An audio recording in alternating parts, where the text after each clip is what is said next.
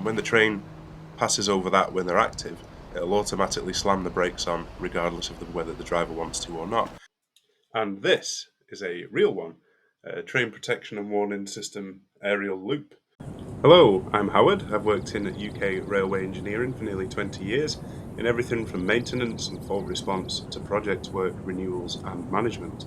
I don't claim to know everything, but I can hopefully share some knowledge. And today I wanted to have a look at Grand Theft Auto 5. I'm a fan of the Grand Theft Auto series. I didn't play 5 that much, but San Andreas is my favourite, closely followed by 3, just because 3 was so revolutionary when it came out in 3D for the first time instead of the old two-dimensional over-the-top job. So this is the 4th video in the series that I'm doing on railways and railway engineering in video games and seeing just how close they got it. Could they have done anything better? Did they do anything well? From a functional standpoint, could the railway have operated in this game or in other games? I've already reviewed Cyberpunk, Battlefield 1, Fallout. I want to have a look at this one and see where it stands in amongst the others. I think the signalling in this game is quite good, but let's have a look. So I wanted to start with the rails themselves and the tracks here. So you can see that these are concrete sleepers here, rather than wood or steel. Those are the available options, although they have got composite now, made of composite plastic that would otherwise be a landfill. They're pretty good, save the environment as well. So the rail they've gone for is flat bottom. This is the only reasonable choice, really. That's been the standard since about the 1950s. Flat bottom, the normal rail you'd have, varying weights, but it's all basically the same, and they've modelled it quite well, as you'll see when we look at the end of it near the buffer stops compared to reality. So this is a piece of £113 per yard weight, CEN 56 rail, flat bottom, as you can see by the flat bottom. So you've got the foot of the rail, which is the flat bottom component, the web, and the head. The usual arrangement when on a base plate for wooden timbers is base plate on top of the timber screwed in via these holes, and then you have rubber pad for 2 reasons. Number 1, electrical insulation of the rails, because DC track circuit areas, you've got electricity running through the tracks. Your rail then goes on top, and the pad provides a bit of extra cushion. The metal isn't hitting the metal and acting like a hammer and just destroying the sleepers, particularly if the concrete and the foundation underneath. You want to take the vibration out of it. Just that rubber pad does the job. And then these clips. So this is a Pandro clip named after the inventor Panda Rolfsson, who I think was Norwegian. Now, I can't put that all the way in, because although these don't look much, you need a special tool to put them in, because these things have about 6.5 kilotons of holding pressure, which is about 668 kilograms of pressure. This piece of sprung metal, once it's put in, will hold that rail with this piece here, with a force of 668 kilos-ish. This is another type. It looks smaller. This is an E-clip. This is actually stronger, I think. I think the tow load on these is 12.5 kilotons, so that's over a ton of holding pressure, 1,200 kilos-ish. And this one, likewise, just goes in the slot, and that's the sort of modern arrangement with Pandro clips. Obviously, other fastenings are available, spikes, panlock keys, quite a few. I might do a video on that another time. But this is sort of the arrangement you see. There's a few different fastening types in GTA 5, and we'll look at some other ones later. So GTA's got this pretty correct. Its infrastructure, at least the track, the fastenings, the sleepers, it's largely good. You'll see there's a few different types of sleepers in this game. Actually, they've got wood in there, concrete, and a few different types of fastening that are in real life. So that's good. So let's have a look at signalling, because unlike Fallout and Battlefield, this game's got quite a lot of signalling in it. So you can see here, this is a shunt signal that just gives the driver the nod it's safe to proceed into a siding shunting line. You can see the red is at the top there. That's correct. The red should always, in signalling and basic signalling principles, be closest to the driver's eye. So signals that are on the ground, the red will be at the top. And with signals like this one over here that are up high, or ones on gantries, the red aspect is going to be the bottom one, closest to the driver's eye, again for safety. That's the one you need to see more than any other. So these signals, this is a very realistic looking signal. There's these just look like some of the newer ones you get in Britain around the newly refurbished areas. These the cable going into the ground here, that's very typical. The cables go underground and then, or through a pipe usually, and then off down some troughing route into a cupboard, a line side cupboard. I don't know why there's one over the other, why there's two in such close proximity. Seems like, I don't know if that's really needed. Got a signal gantry here. It's very typical of a realistic signal gantry. I've been up many gantries like that, doing signal engineering. Let's have a bit of a look up here. Now, what you see on the back is, oh, that's good, a electrical warning symbol, just like in reality. Junction boxes behind every signal, so you can replace the cable and slip links, remove the electrical links to turn different aspects on and off for testing purposes. And you can see that the back of it's divided into three sections. That's probably for modular replacement. So if the red aspect or the yellow aspect or the green aspect goes, normally what happens now, they're LED modules, and you just unscrew a couple of screws on the back, pull the old broken one out, put a new one in, plug and play. There you go. You need to do a bit of testing afterwards, a bit of signaling testing, to make sure it's right, but largely modular replacement, plug and play these days. There's not the same wiring. This is a very good representation of a modern signal. Now we can have a look in the signal box. This is there's several bits I like about this. Firstly, danger: do not operate this machine unless authorized. It's a very dangerous machine potentially.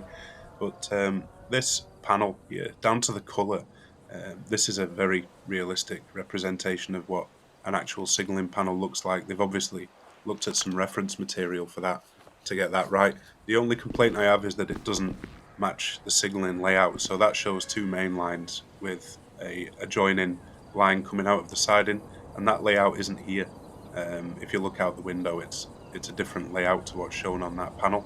So the signaling panel doesn't match the layout outside, which is unfortunate, but can't complain too much. So these little round LEDs here, these are what light up when the train's in section.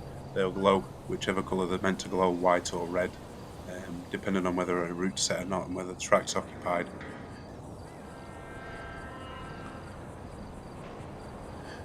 Here's a train. Let's see if it appears on the CCTV. And fast forward, it does not appear on the CCTV. Oh well. So these levers, I'm guessing, are sort of modern electromechanical equivalents of the old lever types. They probably operate the points. They'll swing the points over there, so pull the lever one way for normal to go mainline, pull the lever the other way for reverse to go off into the siding, into the freight yard down there, which is next to an oil refinery. That is one thing they've got right here.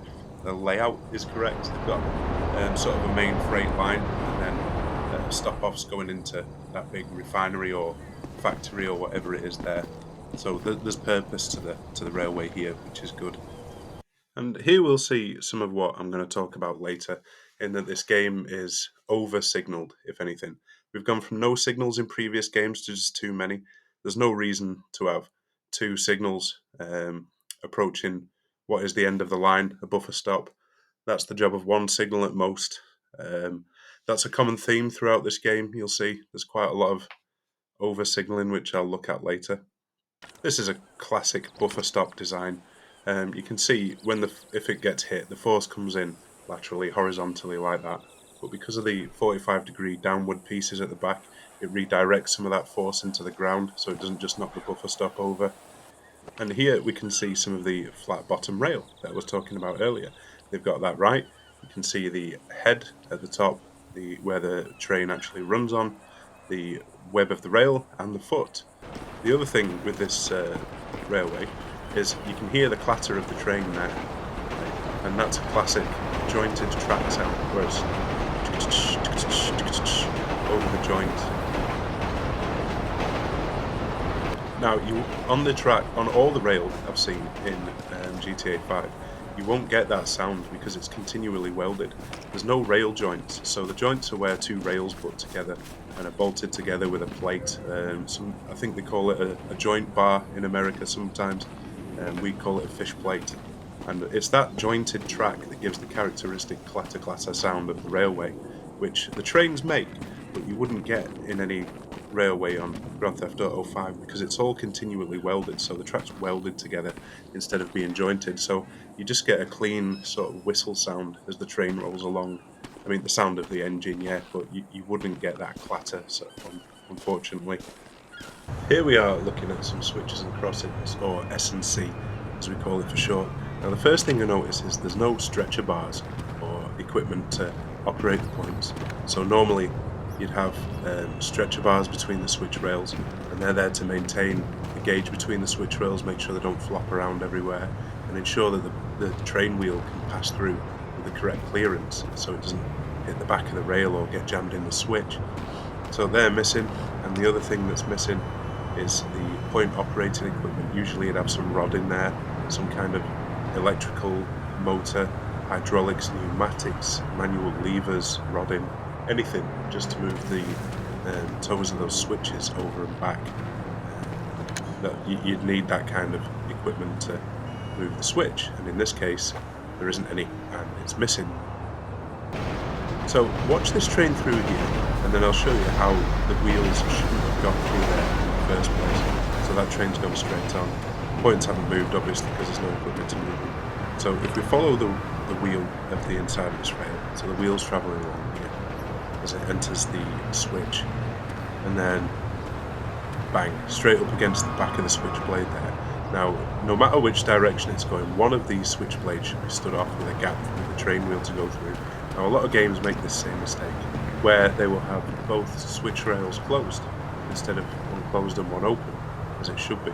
So what I like to do is follow the rail. So let's follow this right-hand rail as the train comes through the switch, through the crossing nose and straight on main line, not into the siding, right? Because that switch rail is closed. And if this one was open, it goes straight, but it's not. So because it's closed, this one is turning out the other way, through the crossing nose and off into this siding. So both wheels on each line are trying to turn out different ways because both switches are closed. One needs to be open and one needs to be shut for it to actually work and direct the train down the appropriate line. It has to be said though, the switch length and the radius of the turnout and how sharply it turns out is probably appropriate for this category of line. You can see these are wooden sleepers as well, so earlier we were on concrete sleepers. These have now changed to wood and timber with different fastenings. These look like elastic spikes or perhaps a milled clip. So now we're going to have a look at what I mean when I say this game is over-signalled. So the purpose of signalling is to divide the railway up into sections, and when one train's in a section, you can't signal another one into it, because you don't want to send one train into the back of another train. So you divide it up into sections and have the signals at the entrance and exit points. So this is a double set of signals here, one for one line, one for the other. And then another set of signals here for reasons unknown. And then another set of signals. The track sections aren't even long enough to fit a train in. One train is going to straddle several signals at once here, which is completely unwarranted. I don't know why you'd have so many signals, and there's one up there as well. Now, all you're going to get with this many signals is you're going to get ambiguity, conflict with other signals. If some signals have gone back to danger, some are at yellow, others aren't, you're just going to get loads of ambiguity and conflict with those signals, and the driver's just going to get confused. There's no need for that many signals in such a short section. Yeah, the signals don't go back to red as the train passes. That would be a good little feature, but it's not there. So once the train passes, you want the signal to go back to red, so that other approaching trains know not to go into that section while there's already one there. And you've got, I don't know why you need 10 signals to do the job of 2. You need just one on each line there. There's no need for quite so many signals in a row. And I just wanted to have a look at this. So this is an interesting point about obscuration and confusion with signals and ambiguity. See, there's these lights, these tower lights next to the signal here, and while it at first doesn't seem like a problem, this line that you're on is the main line, so that's probably a bit of a higher category of speed than any other line. And if you look, when you get back here, that signal becomes completely washed out and drowned out as you get around the curve. So if you were the signal sighting engineer, I'd have kittens if you've seen this. When you're doing your signal sighting, you absolutely wouldn't want something like a tower light or road lights or street lights obscuring your signal in this manner. The danger being, of course, is that the driver could read that signal as a proceed or not see the red, and then you run the risk of him going through what should be a red stop signal and hitting the back of a train in the next section. Let's have a look at some level crossing equipment. Firstly, you can see the flashing lights and adequate signage at two different heights. You've got one on the post and one on the gantry there for different heights of vehicle, and obscuration in case there's a truck parked in front of one and cars further back can't see the other. This is good. This is very realistic looking. You've got counterweights on the barriers there because they fall down and power up usually, so in that box will be an electric motor or maybe hydraulics. Hydraulics is the normal thing to dampen barrier descent. When they fall, they get taken up by the hydraulic and lower down so they don't just fall and smash. Adequate colour coding and signage. That's what I expect a warning barrier to look like. They've got it on the pedestrian and road crossings as well, which is good to see. So they've got the cars would stop, but also it's there on the pedestrian crossing. Boom lights, the lights on top of the barrier booms, that's realistic. Have that. Great to see it in action. I've never seen a game with such a decent crossing system that works like this. This is really good stuff. There's all the right kit there, it operates in the right sequence. We've obviously taken a lot of real-world reference for this and got it right, so it goes down when the train's approaching, clears again once it's passed. It's interlocked within the game. Now, here we are inside a tunnel with a few interesting pieces of kit. The first one here being TPWS, Train Protection and Warning System, which is these two grids. So these operate by, there's one that's an arming grid that gives off a frequency, and then another that's a trigger grid that gives off a slightly different frequency. And when the train passes over that when they're active, it'll automatically slam the brakes on regardless of whether the driver wants to or not. And this is a real one, Train Protection and Warning System aerial loop. This doesn't decide what frequency it gives out, whether it's arming or trigger. That comes from the electrical cabinet line side, and it connects to this via a plug coupler here on the cable. The cable comes in, plug couples to that, and then it reaches this box. And then around the outside goes a wire that makes a loop, goes all the way around the outside of the grid.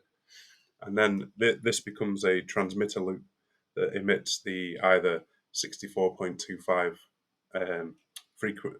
kilohertz frequency for arming or 65.25 kilohertz frequency for trigger. These are when it's not safe for trains to pass, or the signal's at danger, or there's a speed restriction in place and they're going to overspeed and go into a junction. This is designed to stop the train if the driver doesn't. So the first grid is going to be 64.25 kilohertz, which is the arming grid, and then the second grid will be the trigger, which is 65.25 kilohertz. Usually, there's different ones for different directions, and it's the train equipment that picks this up. The underneath the train picks up this frequency and applies the brake automatically if it needs to. It's really quite well modelled. This is at the proper sort of size and layout that they'd be in. The only thing is, I didn't think TPWS was in use in America. I thought it was a British and Australian thing. I might be wrong, but that's what I thought. I'll have to look into that. But the developer probably looked at some railway equipment as part of the research and saw these. And looking here, you have some fast clips. This is an FC 1504 fast clip, the green one there. So this is the third or fourth different type of fastening I've seen in this game. So you've got some electrical cupboards here. This is going to be what's giving the TPWS aerial loops their instruction. It's going to be saying you are this grid and the other one is the other grid, because what transmits the signal is actually going to be in these boxes, and then a cable runs to these grids in order to tell it which grid to be, whether it's the arming grid or the trigger grid. This looks like it's got 16 to 80 dB written on it. So I'm not entirely sure what this is, but it looks a lot like frequency track circuit equipment, which is often mounted in the forefoot. Nice word written on it there, but yeah, quite a lot of frequency tracks, the Ebbies Bombardier kit, that's usually mounted in the forefoot, and then the next one to end that track circuit section will be mounted a bit further down, and that attaches by a couple of leads onto the rails and transmits a tuned frequency down the track. And as you'll have a frequency A track meet a frequency B, and that's what separates the track circuits rather than having joints. So it's jointless. So usually you'd have an insulated rail joint at the end of a sort of a DC circuit track, but these work off tuned frequencies, which it sends through the rail. So there's one there, and here we go. This is a bit of a short track circuit section, but I'm going to assume that's what these are. The developers probably looked at equipment in tunnels. It's very common to have this type of frequency track circuit unit in a tunnel. We certainly do. So that's great from the developer. They've got TPWS in there and track circuits. Now, there's something quite dangerous here, and that's the potential for rockfall onto the railway, which is a problem in a lot of areas where the railway is built into embankments and cuttings. You can see there's a lot of big boulders along the ground here that have obviously fallen down from the embankment. Now, you can signal for this. You can have things in the interlocking, in the signalling, to counteract it and warn trains. So they've got something in Scotland in the Pass of Brander called Anderson's piano, and this is a device where there's fine sort of strings of metal, like piano strings, all laced out on the embankment where the rock faces are, like nets of them, if you will. And if a big boulder or rock falls, it cuts those strings, and then that's what's holding the semaphore signals. So if a boulder falls, it cuts the string. It's like releasing a trap, and then all the signals in the area fall back and go to danger, red, don't proceed. So I think these signals are about every 250 yards. So if there is a rock fall, this is like Victorian engineering by John Anderson back in the day for the Scottish Railway. If a rock falls, it cuts the strings, signals go back, warns all the trains in the area that there's been a rock fall, and the drivers stop, therefore being safe.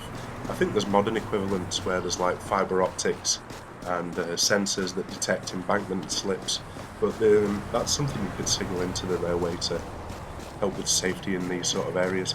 So to close, looking at this rather well engineered railway bridge that they've got here, that's pretty much sums up Rockstar's attempt at getting railway engineering right in this game. It's very well done. Hats off, credit. They've got TPWS signals, functioning level crossings that work within the game. Everything looks right. The track layout is good. The only thing they're missing really is some stuff in the switching and crossings, the stretcher bars and point operating kit.